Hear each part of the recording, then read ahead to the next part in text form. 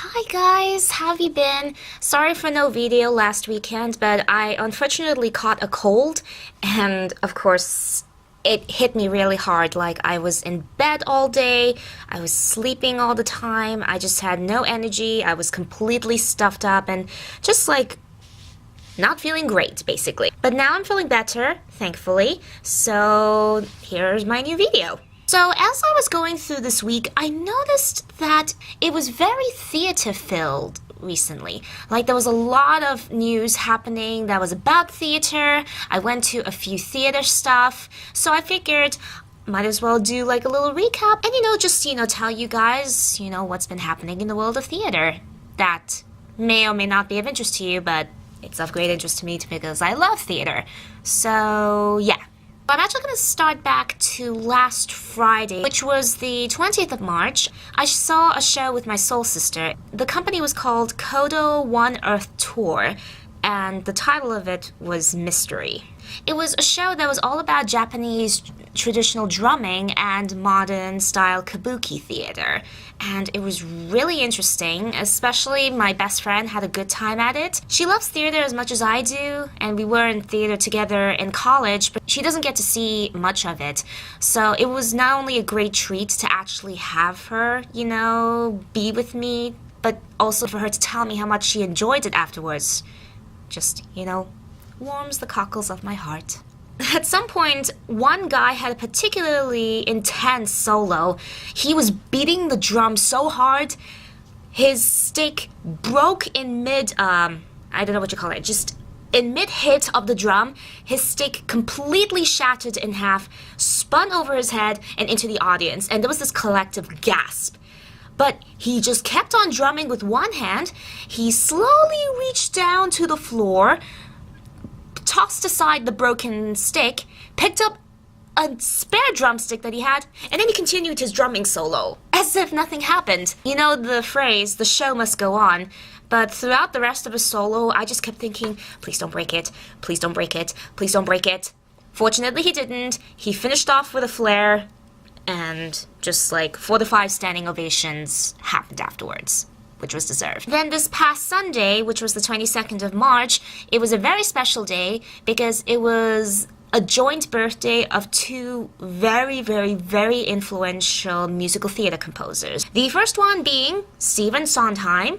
He turned 85 years old, and if you don't know him, that's perfectly fine, because I have met a few people who don't know who Sondheim is, but if you know him, he's done so many shows like Into the Woods, Company, Sweeney Todd, Sunday in the Park with George, and many, many, many, many, many others. He's my absolute favorite traditional composer, and I dream of either being in a Sondheim production, not necessarily a production being helmed by him, although that would be awesome, but just being in a Sondheim musical would be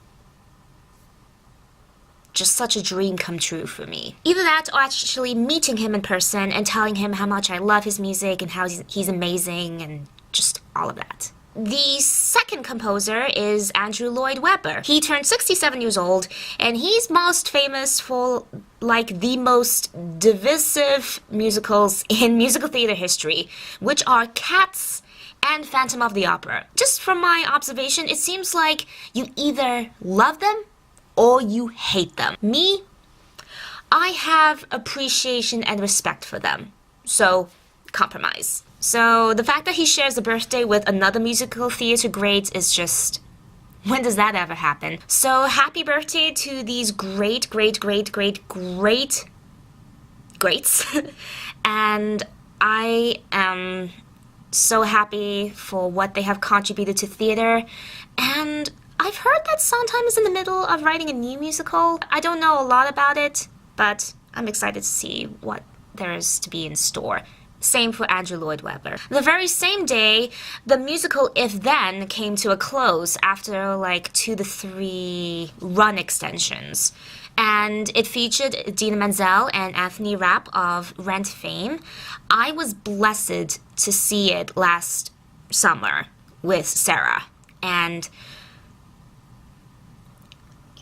here's what I think about it. I love very much the concept of the musical, which is basically a woman named Elizabeth who tries to imagine what would her life have been like if she had taken one path as opposed to another path. And the musical literally veers off into two possible scenarios, and they play after another. I think the concept is so cool, but it was a bit tricky to comprehend, like, and keep up with who is she playing now? Was she playing Liz or was she playing Beth? It's a bit complex, but in my opinion, they made it work.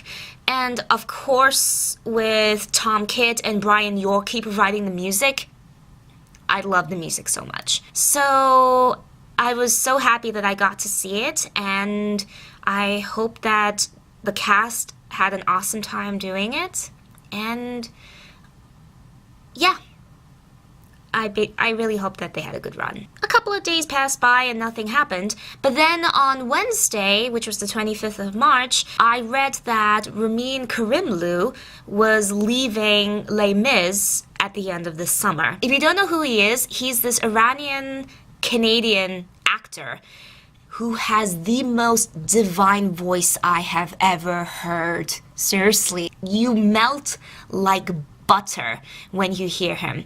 He's most famous for playing the Phantom of the Opera in the West End in England, and he made his Broadway debut as Jean Valjean in Les Mis. I've already seen Les Mis 3 times, and Les Mis is one of those shows where, don't get me wrong, I love it, but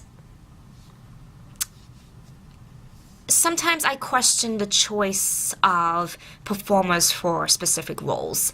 But for me, him as Jean Valjean, oh my god.